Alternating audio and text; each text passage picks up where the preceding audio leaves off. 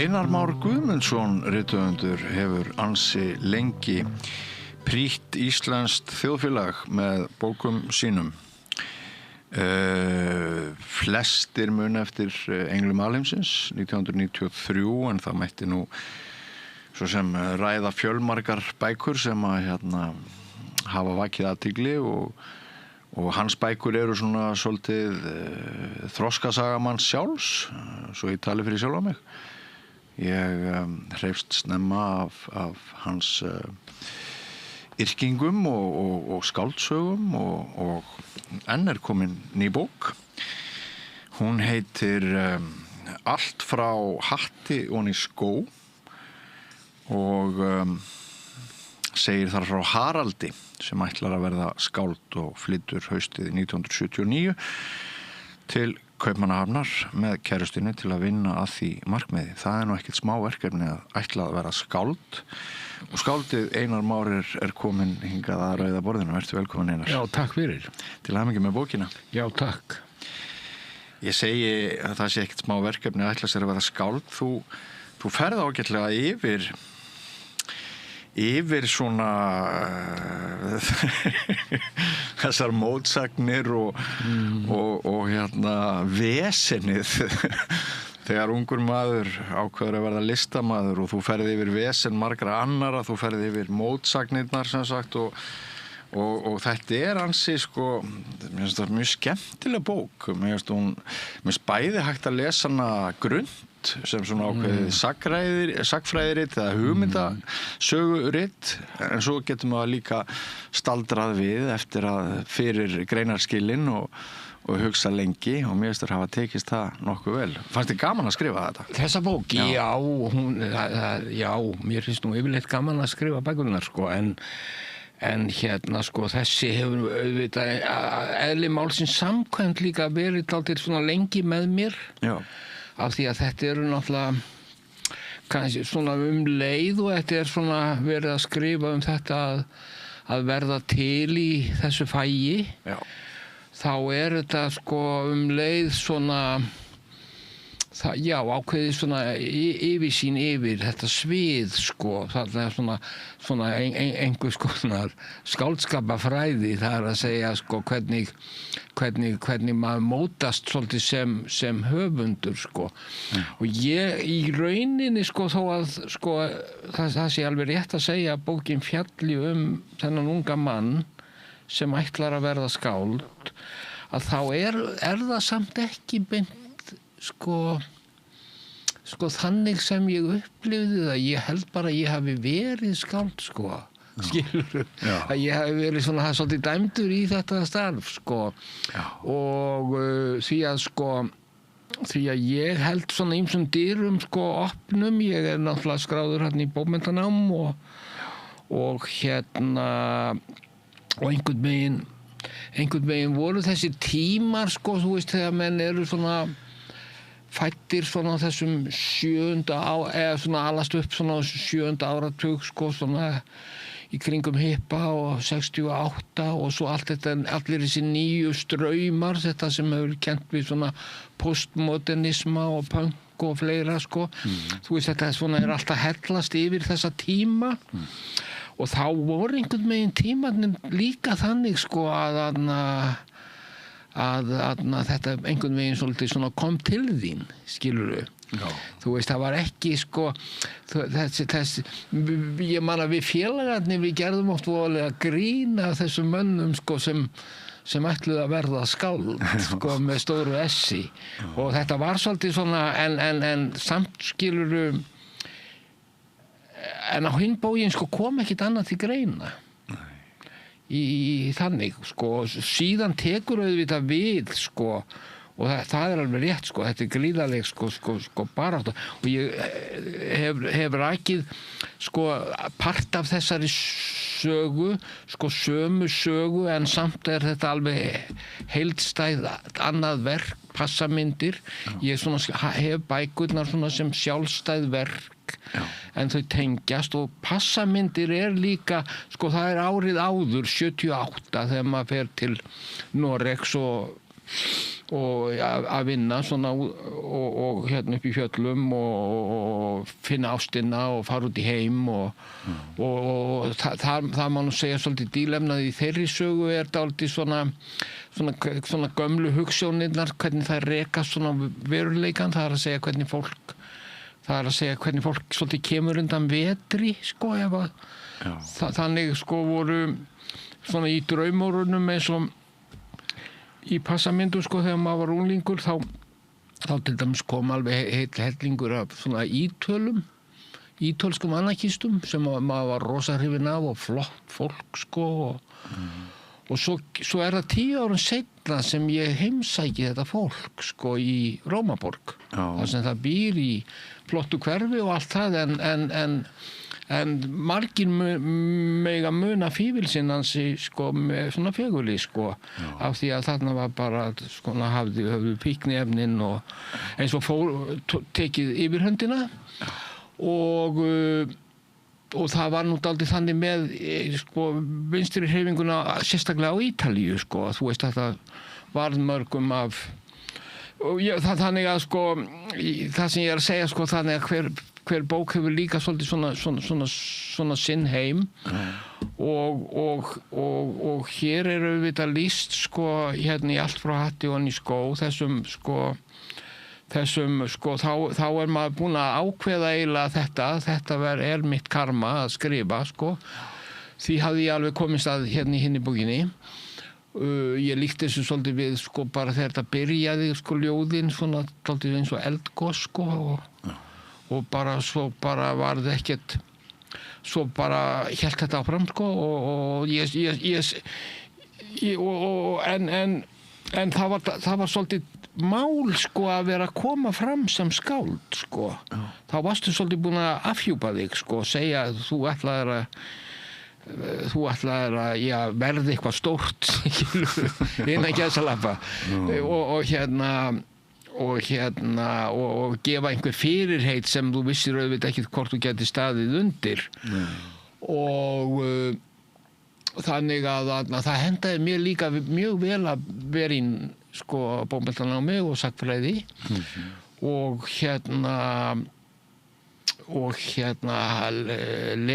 lesa en vera svona með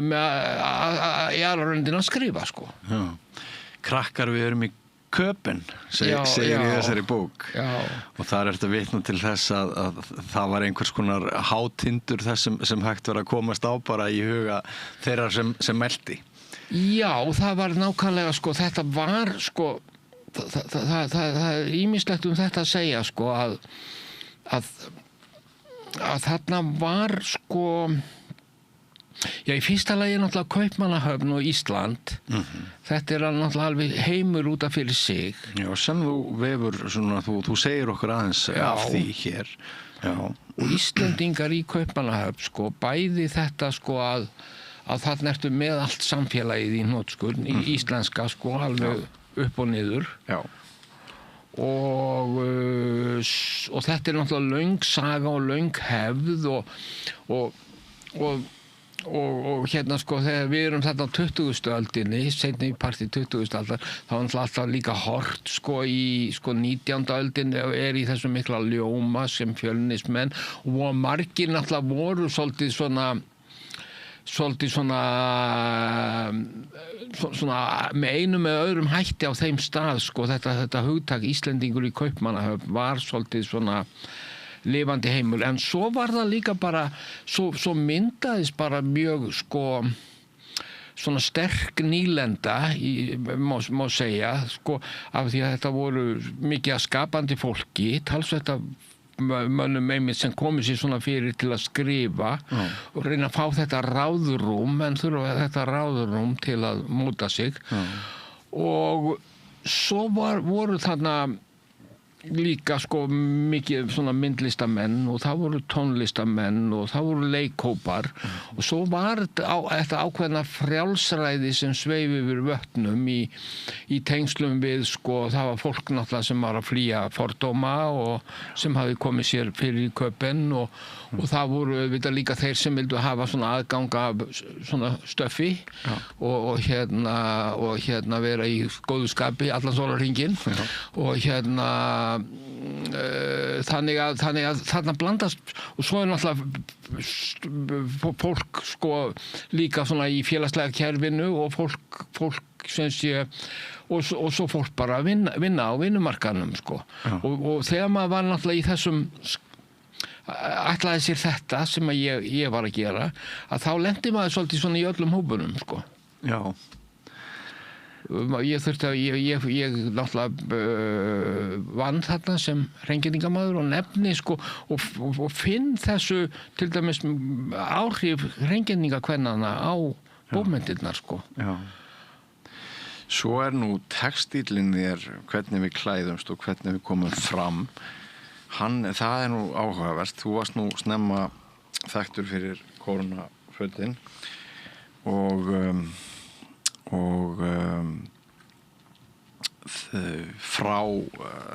allt frá hatti og í skó þú segir hér sögu af hvað hét það, herrafattaverslun P.O. Jú, þetta tekið úr sem sé undir áhrifum frá sko, slagorðið var allt frá hatti og í skó herradeild P.O. Já. og þetta og alveg eins og kórónafötin sko, það annars vegar ég að útsetja veruleikan og búa til annan veruleika sem passar inn í sko þennan rétta veruleika. Svona þetta eins og menn segi í skáldskapnum, svona kannski hvernig þetta speglar hvort annað sko. Og síðan í kringum einmitt kórónafötin og P.O. að þá þetta ákveðið andrúmsloft þessa tíma. Þetta þegar til dæmis sjónvarpið að byrja á þessi fyrirtæki auglýstu svona jakkaföt og þeir sem voru svona ekki að taka klæðaburð hátíðlega og söfnuðu hári og svona fannst þetta vera svona smáborgarabúningur sko og þannig að þá voru menn, þá var náttúrulega dálítið svona í þessari kynslóð sko svona innan allra þeirra gæsalappa sem það getur verið svona þessari hippa kynslóð svolítið svona yfirlæti gagnvart þeim sem kallaði voru smáborgarar en ég tengi þá líka sko þetta var tengt við að vera svona það sem menn kalla svona konform vera svona í samræmi við samfélagið og hlýða boðum og bönnum svona þú veist þetta maður kallið með hattinn. En svo tengi ég þetta líka, skilurðu, eins og þeir mennirnir sem voru þarna að kenna okkur jóga í Guðsbyggifélaginu. Þeir voru líka svona, maður sá kallana með skólatöskur í strætó og í jakkafötum og þeim líki ég að líka við, sko, þetta eru líka svona heilagir menn frá Austurlöndum. Sko, það er að segja, þú veist, sko, það sem maður í stuttumáli að segja, að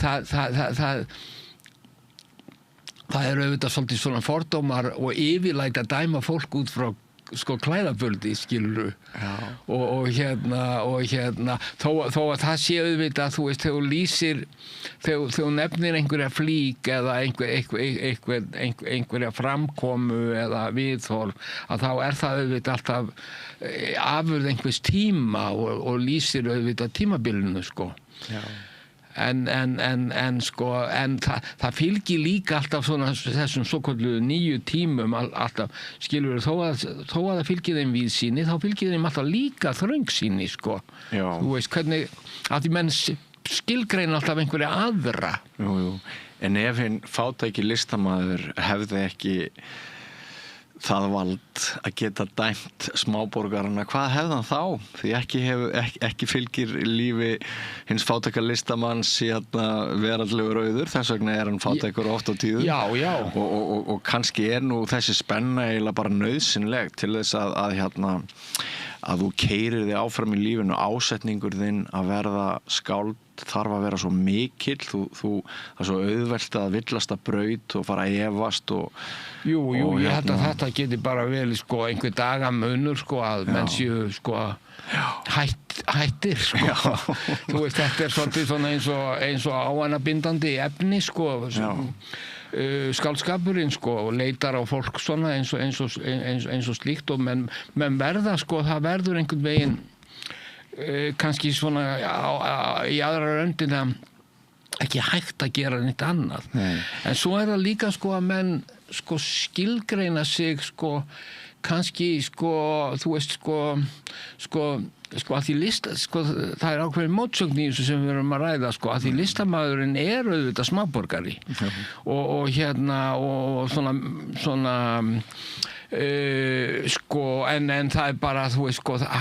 listamaðurinn yfirleitt og sérstaklega kannski á þessum tímum og raunar kannski bara alla 20. öldina það frekar núna sem að listamenn eru orðnir svona hlýðnir og fer lítið fyrir þeim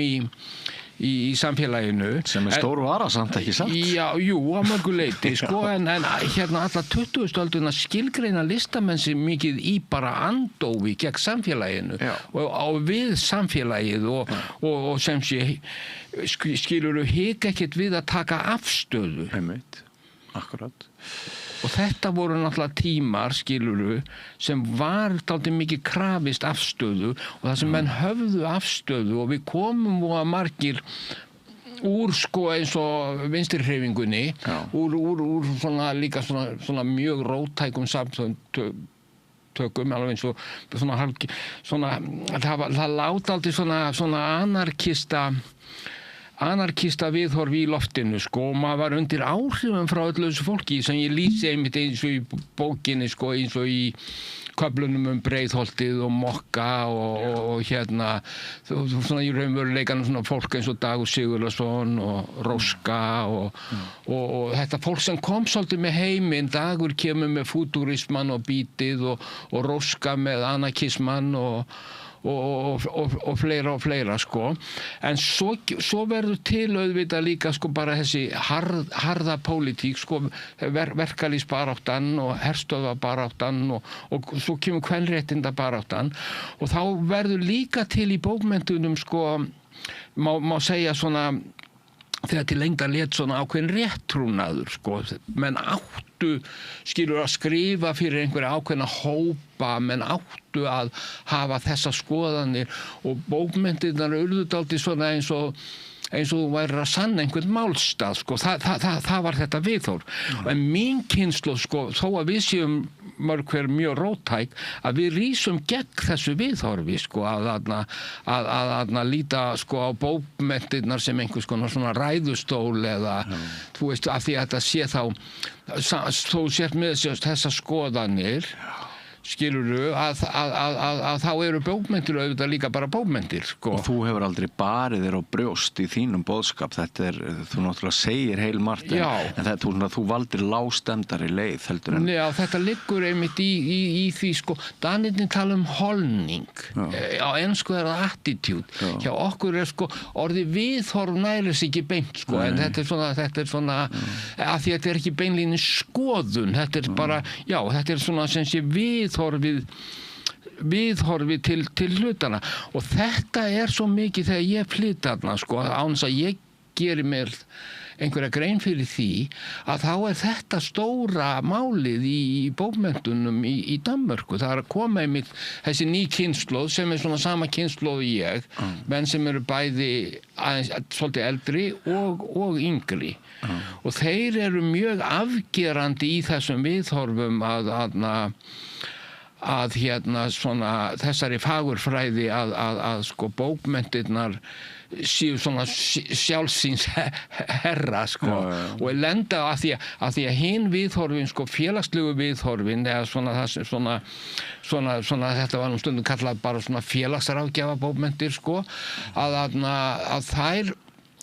það voru svona búin að vera svona svolítið ríkjandi viðhorf. En þar voru auðvitað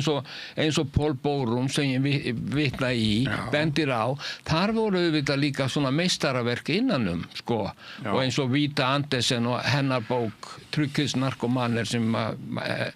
hún heitir nú á íslensku í klóm öryggisins, ég hefði nú þýtt á öryggisfíklar. Já. Og hérna sú bók fín vel þýtt hjá Nínu Björk heitinni Árnadóttur. Já. En að því þú nefnir Paul Borum, sko, hann gengur aftur og aftur og aftur og aftur og hann alltaf að koma í sögu í þessari bók. Þegar maður heldur að maður hafi skilið við hann, að þú sett búin að skilja við hann, þá poppar hann upp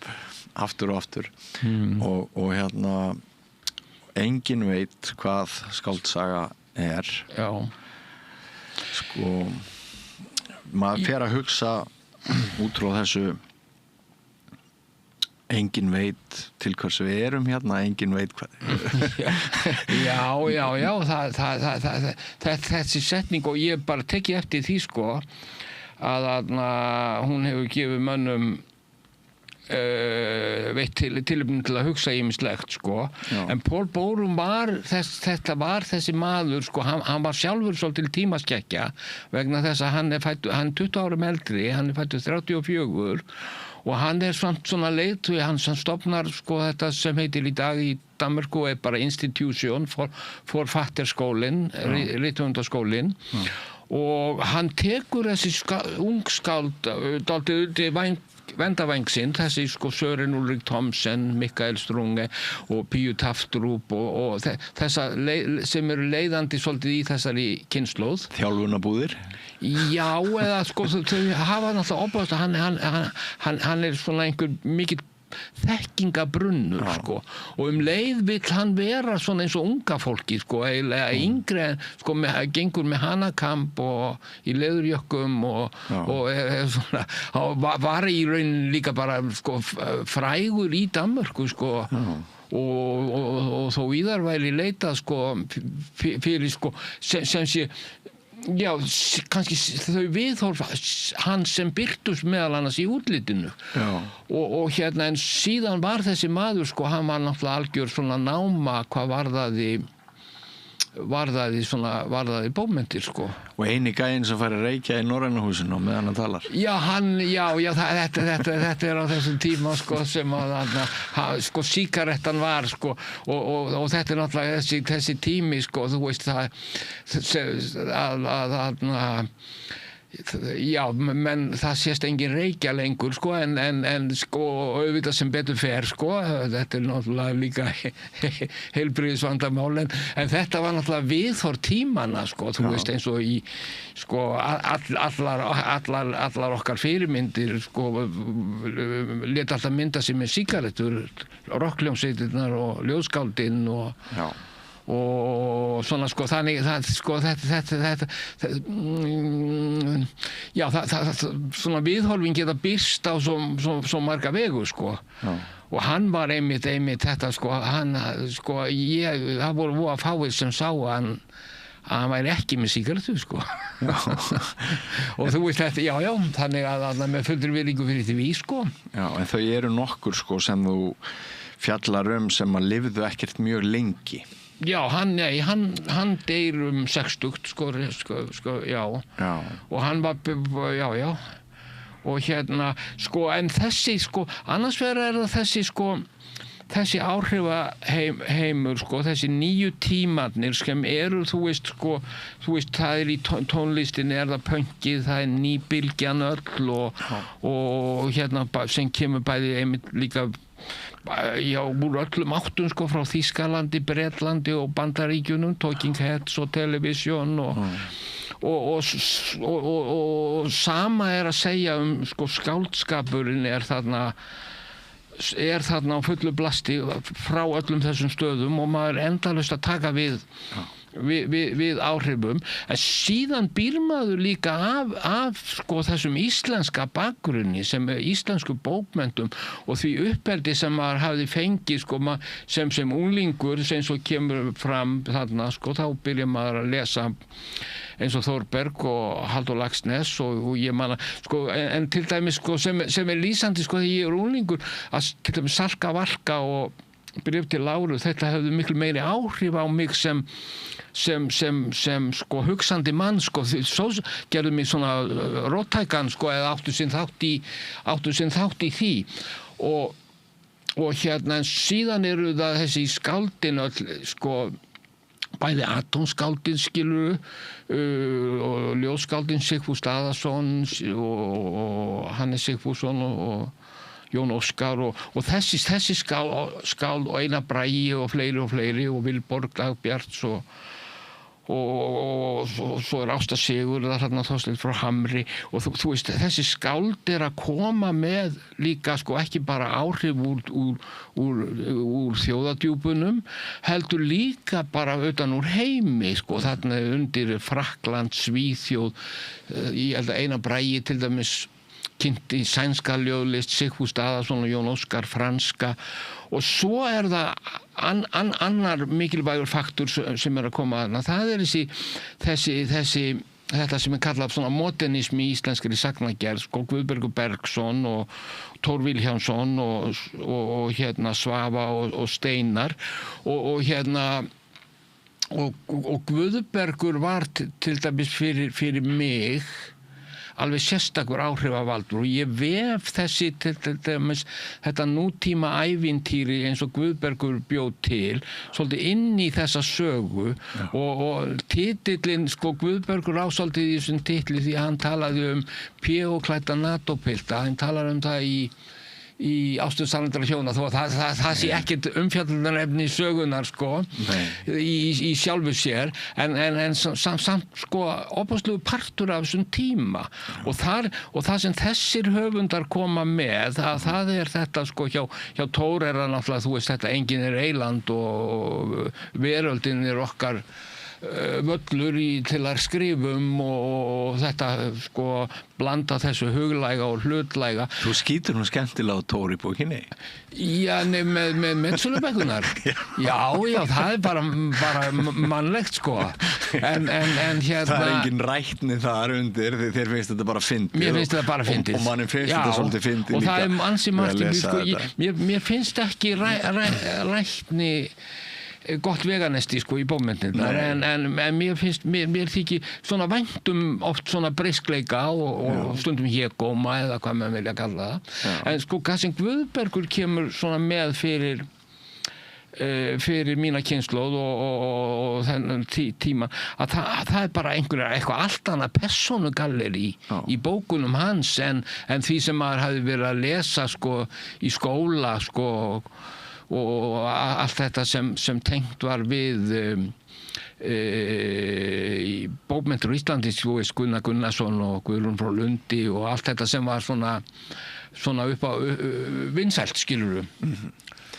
Ég fæ svolítið þá tilfinningu að á þeim tímum sem að þú verður til sem skáld að þá hafi svona þið hafið upplifað það þannig að það hafi ekki verið neitt manual það hafi allir vegir verið færir í allar áttir en það náttúrulega mjög háskalegt líka því að þá er nú hérna ef það er þannig sem veitir ykkur gríðalegt tækifæri til þess að fara í ýmsar áttir þá er samt ef vegvísarnir eru fáir og ef lífverðin er svolítið hættulegt sem er viðurkennt og svona það að vera bóhem þetta voru sannarlega mjög dýnamískir tímar eins og þú hefur skrifað þetta en mjög gefandi fólu í sér mikla opnun og tækifæri en stórhættulegi líka. Stórhættulegi, já. Það er náttúrulega, ég hugsa að séu náttúrulega allir tímar hættulegi. Já, ég ætlaði nú reyndar að fara að benda á það en svo og hérna eiga sko sínar hættur sko jú. Og þegar frá líður eru kannski hætturnar það sem er svona heitlandi við tímana sko. Já. Og og hérna en þetta sem þú orðar, þetta var vel orðað hjá þér sko að sko, það eru ég orðaði þetta þannig að gríðarleg umferð en engin umferðarskilti og einmitt þú að segja sko það er óbúslega mikið í gangi, nánast allt og kannski ekkert er rétt en þetta er dálítið það sem hefur verið kennt við sko þennan postmodernisma og sem er fólkið í því að sko að það er ekki lengur til einn sannleikur og sem sé þessna verður dálítið ég verður til dæmis óbúslega kjánalegt sko að segja sko koma fram á þessum tíma og segja ég er rímnaskáld eða ég er súrrealisti skilurðu sko menn blönduðu þessu bara öllu saman sko, og hérna því ég til dæmis það verður engin skáld nema hann hafa einhvern súrrealisma í sér skilurðu hins vegar er kannski þetta statement sko að vera skilur súrrealismi sem einhverja stefnuskrá það myndi þá væri það útiloka ansi margt sko skilur þannig að sko það er stefnurnar sko og þetta en þetta sko það sem var dálítið merkilegt nefnilega sko svona eins og maður horfði á skáldskap sem strákur og heyrði sko Steinar og Vilhjálm frá Skáholti og þessi sko og einmitt þetta bóhema þegar þú kemur inn þá var svona ákveðin svona sko svona rónadýrkun má segja og það var til dæmis alltaf svona smásögur sem menn skrifuðu í skólablöð ég var ekki þar sko ég skrifaði bara pólitík í skólablöðin og hérna sko það voru menn að skrifa þú veist svona vitra klósettverði og hérna róna með spakmæli á vör og slíkt og því líkt sko en sko en hérna maður hafði gæfu sko líka vegna þess að maður var skólaður í pólitík og marxismu og öllu þessu að þá hafði maður gæfu til að rísa gegn því og maður gat líka sótt sko í til dæmis í Halldór Laxness í ritgerðirnar hans svona andóf gegn þessu öllu sko að sko Halldór Laxness sko við getum verið alveg óendanlega þakklátt fyrir sko að hann þó að menn væri sjálfur sko maður sjálfur óvirkur alkohólisti og allt það sko en og menn ætti á Bakkus ætti þeirra sigra marga sko og þar með talið undirritaðan en þá hafði það ég var alveg með það á hreinu að vinna að bókmenntum og skáldskap og svona neysla það ætti ekkert saman sko það væri auðvitað fínt að verða einhvern tíma skakkur og sjá inn í aðra heima og endurskapa vímu í texta og eitthvað svoleiðis sko ég meina pabbi var hrifinn af sko aganum sem á honum fannst fylgja Laxness þegar þú nefnir þetta einmitt þetta og íslenskt vinnusiðferði við nýkomin þarna út úr okkar harðinda tímum sko þjóðinni líkaði þetta einmitt sko hann Laxness kemur með þetta sko hann er náttúrulega líka svo afgerandi atvinnuhöfundur sko þó að þeir væru nú fleiri sko og þessir höfundar voru náttúrulega sko bæði náttúrulega predikuðu það að þetta væri vinna og unnu vel mikið sjálfir sko. En var ekki samfélagið þannig á þeim tímum sem að þú ert að verða til að það er ekki svolítið þroska viðþróa Íslandi gagnvart þeirri ákvörðun að gerast listamaður og áður hún svarar því þá langar mig til þess að biðja þig að svona velta því fyrir þér hvernig hugarfar er hér á árinu 2025 vegna þess að ungt fólk segir mér að það þykir svona minna fínt stærri ákvörðun að fara út í listina í dag heldur en mér finnst að það hafi kannski verið þegar ég var kringu 20 og hérna veist, maður hefur margt að bölva fyrir alltaf þegar kemur að íslensku samfélagi en var kannski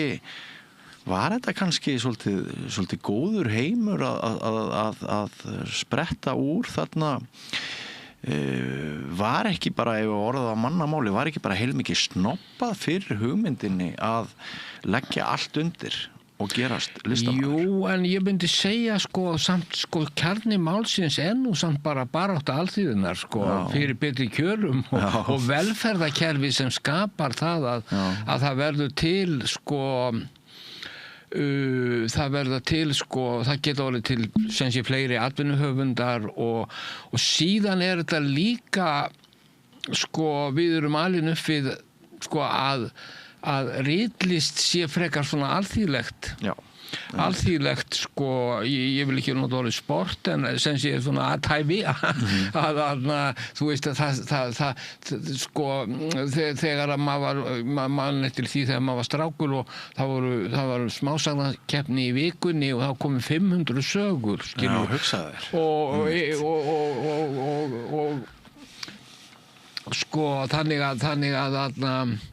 Þannig að þetta að segja sögur og frásagnarlist var íslenskum almenningi aldrei neitt framandi og ég nefni einmitt til dæmis hvernig húsmæðurnar á tímum kalda stríðsins þegar módelistnarnir sögðu að allt væri frásagnarlistin væri dauð þá sátu húsmæðurnar við eldhúsborðin og ruddu út úr sér sögunum og hérna þannig að og við getum sagt það til að mynda ef þú berð okkur að það er til dæmis ekki sami það er alveg hugsanlegt að íslenskur höfundur sé þú veist af alþýðu fólki en það er mjög til dæmis í Englandi þá eru menn yfirleitt svona efri millistétt þú veist þannig að ég held að okkar möguleikar ef við hugsaum það allavega út frá öðrum að þá hafi þeir bara verið nokkuð góðir og lögmæti hugmyndarinnar að gerast listamaður það var fyrir hendi þótt þetta yrði hark. Já, það hefur alltaf verið svolítið svona tvíbent annars vegar maður segir þetta eins og þetta kallað í Skandinavíu jantelóin þú veist að þú skalt ekki halda og sért eitthvað og hérna sem Axel Sandemose skrifaði í sambandi við Nýköping Mors þetta smábæjar viðhorf sem hann ræðst opaslega gegn og þeir þarna í Nýköping héldu að þeir hefðu fundið upp og skömmuðust sín rosalega og það mátti ekki minnast á Axel Sandemose í langan tíma sem hann sem er nú aldrei svona kannski gleymdur í dag en var einn helsti höfundur Norðurlanda og hérna en það sem hann auðvitað að orða á þessi hugsun hún er náttúrulega aldrei svona universal að það er alltaf það er alltaf hvað vill hann upp á dekk eða hún eða sá sem brýst út úr samfélaginu og reynir að spreita sig sjálfur hann náttúrulega hann mætir ákveðinni andstöðu en hann er líka kannski líka hyltur og þetta kemur náttúrulega líka til á Íslandi vegna þess að okkur er hent svo snöggt inn í nútíman að þessi hreyfanleiki, mobilitet það verður miklu meira í okkar samfélagi og getur kannski verið stutt á milli minnumáttakendar og oflætis í þessum hérna Jú, eflaust algjörlega algjörlega og þetta var auðvitað þarna þegar þú vitnaðir í setninguna krakka við erum í Köben að það var líka viðhorf þú veist það var líka sem manni fannst mega gagnrýna sko, voru ákveðnir hópar sko sem fannst þetta bara alveg nóg að vera í Köben skilur og það var eins og það væri full-time job sko og hérna sem það var sko, þú veist sko og hérna en það eitt sem að ég fór að hugsa og ég minnist mjög sterklega frá mínu menntaskóla árum að það var svo mikil hvatningur kennaraliði. Ég var sko í menntaskólanum Akureyri fyrir norðan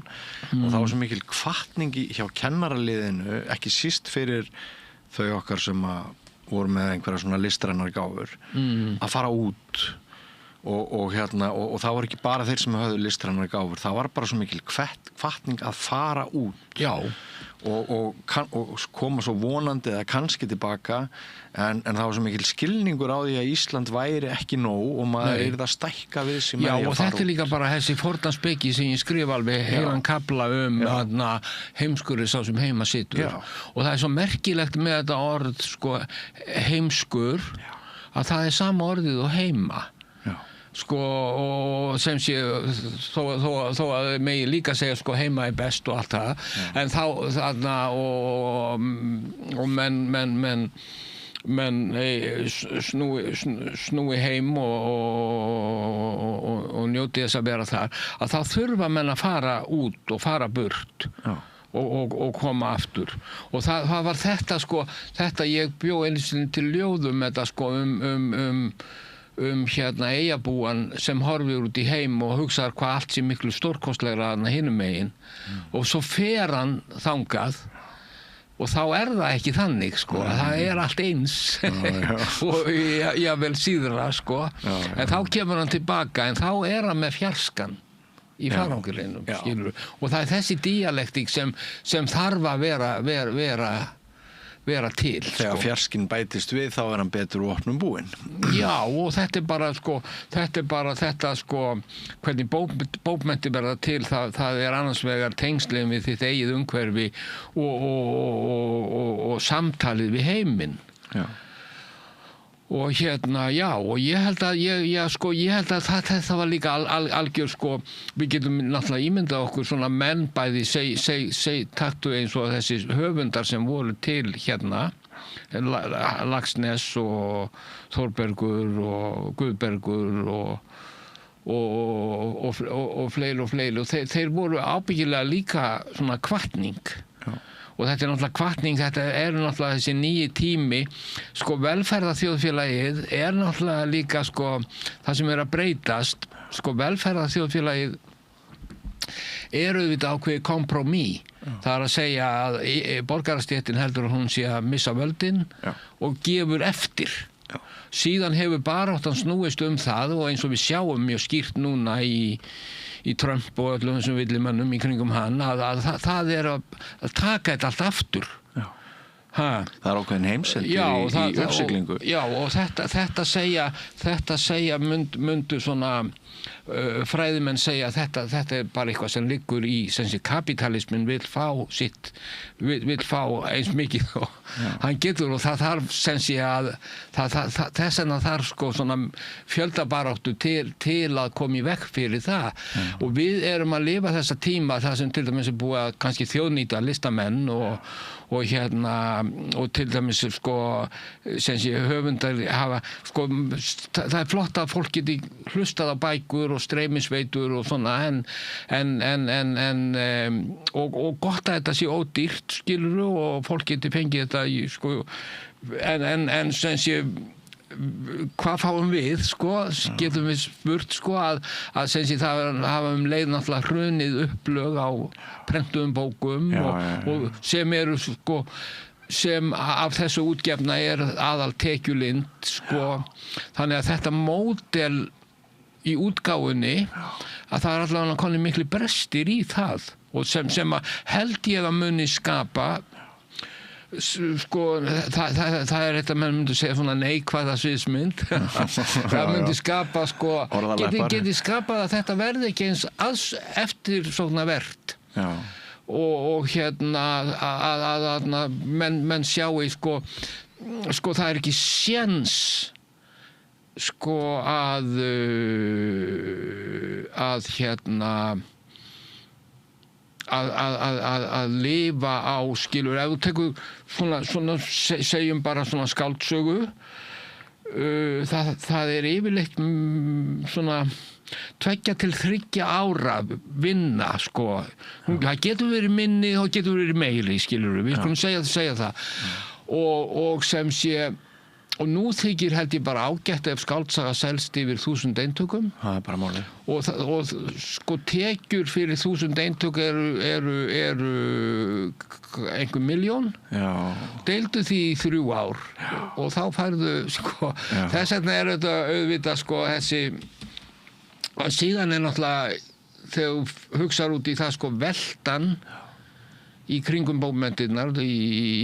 og hérna sko í samfélaginu síðan auðvitað talsverð sko.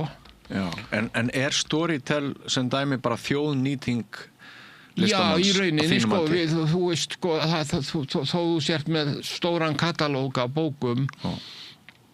og það sé talsvert hlustað á bækurnar einar, að þá ertu bara að fá svo lítið fyrir hverja hlustun. Já. Svo ég bregði mér nú í skikju, yfir mig skikju verkalýðsleiðtogans. Já, en við erum náttúrulega ekki vel læs í dag. Nei, svo það sko, það er annar. En ég held að allt þetta tal sko sem núna PISA-kannanir og skólakerfið, og ég held að skólakerfið sé bara mjög fínt að mörgu leyti. Staða íslenskunnar ágefni. Og ég hef mjög oft komið sko, þú veist, þegar það hefur verið neikvæð umræða unglinga og mikið farið svona í gegnum tíðina í skóla, en alltaf hitt þessa flottu unglinga, það vantar bara að það séu sagðar líka fréttir af því. Ég aðalega að beina spjótum mínum að fullorðnu fólki. Já, ég er að meina sko að ég held að nálgunin á þessum málum sko þetta með læsi og hraðlæsi og eitthvað slíkt og því líkt, þetta sé ekki sko, ég hef til dæmis fengið, var í menntaskóla á Kristjánshöfn, fékk það verkefni að vera með svona ritlistakennslu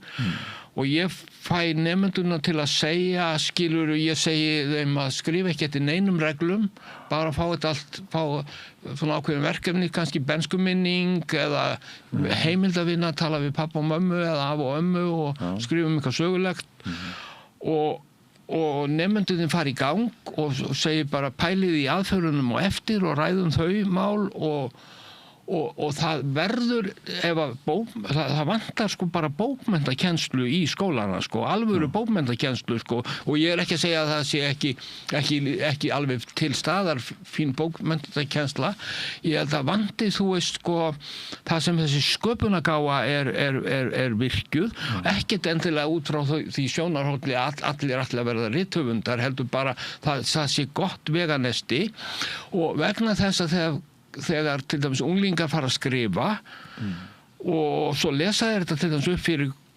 hvern annan og svo getur haft svona einhvern reyndan leiðbeinanda með, kennara eða höfund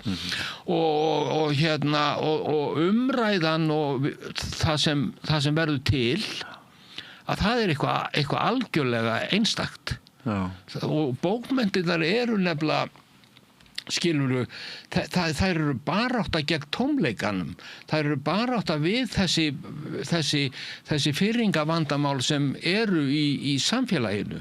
Þannig þess vegna hef ég oft sagt að við erum svona eins og andleg andspyrnuhreyfing. Já, það er ágætis líking og þarf að vera þannig, er það ekki? Þarf að vera þannig, sko. Já. Einar, við komumst nú ekki mikið lengra, það er gaman að sjá að þú ert þarna með hluta af þínu höfundaverki. Er þetta hátt í 50 bækur sem að þú hefur? Já, þetta er bara svona seinni hálfleikur sko. Já, þetta er seinni hálfleikur. Og þú veist, það er alltaf margvíslegar bækur sko. Þú veist, þessar þjóðfélagslegu Bankastræti 0 og Hvítabókin sem hafðu líka opnuðu fyrir manni ákveðna vittir í sagnalistinni sko. Já. Og ég hef sko talið að ég hef sagt sko að kýr pú, býtu við heilugur, já, skáldsagan sé engin heilug kýr sko, Þú ert að renna þessu yfir. já, ég þurfti að Hvenær segir maður kýr og hvenær kú? já skáldsagan sko að skáldsagan er bara þetta frjálsa form sko, þegar ég var að skrifa sögulegu skáldsögurnar, Hundadaga, Íslenska konga, skáldlega afbrótafræði, því dæmist rétt vera, að þá hugsaði ég sko sannleikur sögunar, frelsi skáldsögunar og það er sko frásagnarlistin sko, sem var til löngu fyrir daga skáldsögunar að hún er svo fjölskrúðug og margbreytileg og þetta sem við köllum bara sko frjálsa sögu sko, það er skáldsaga í dag, það heitir skáldsaga hvort sem að það er rétt eða rangt, það skiptir engu máli. Heyrðu, Einar, kæra þakkir nú aftur til hamingju með þessa bók, allt frá hatti og í skó, ég vona að þér vegni vel og þú eftir að skrifa miklu meira og kæra þakkir fyrir að koma hér að Rauða borðinu og kæra þakkir fyrir allt þitt mikla lífsstarf sem að ég og svo margir aðrir hafa notið. Ég líti á það sem mikla gjöf sem þú hefur fært.